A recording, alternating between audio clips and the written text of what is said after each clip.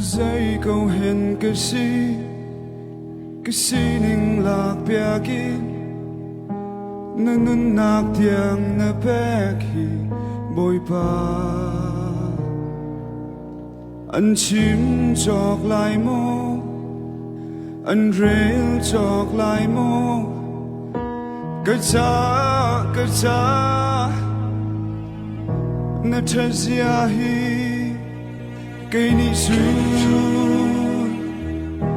cái chim ri câu lại cây ni su cái tia ri câu lại cái chung khar cha na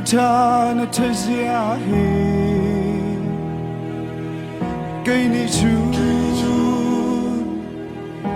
cái phua ri câu lại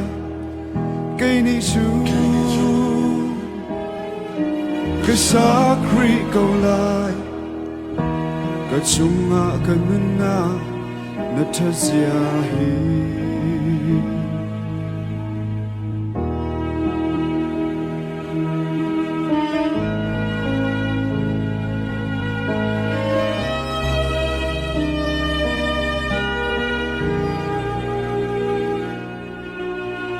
Zay câu hen cái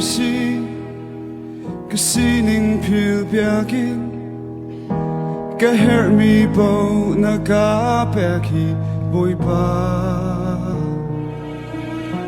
cái chim chọc lại mô cái rêu chọc lại mô cái cha na thơ zia hi cây ni su cái chim ri câu lại cây ni su cái sắc ri câu lại cái chung khar cha na thơ zia hi cây ni su cái phua ri câu lại cây ni su cái sắc ri câu lại cái chung cái nuna na thơ zia hi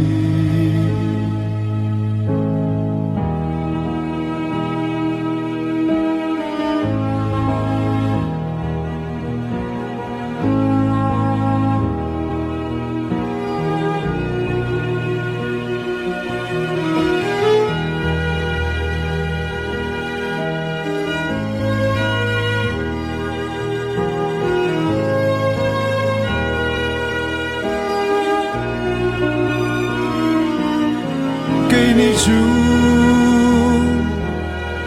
cái sắc ri câu lại cây ni su cái chim ri câu lại cái chung khar cha na thơ zia hi cây ni su cái chim ri câu lại cây ni su cái sắc ri câu lại cái chung cái nuna na thơ zia hi. Bye bye cho nam bye bye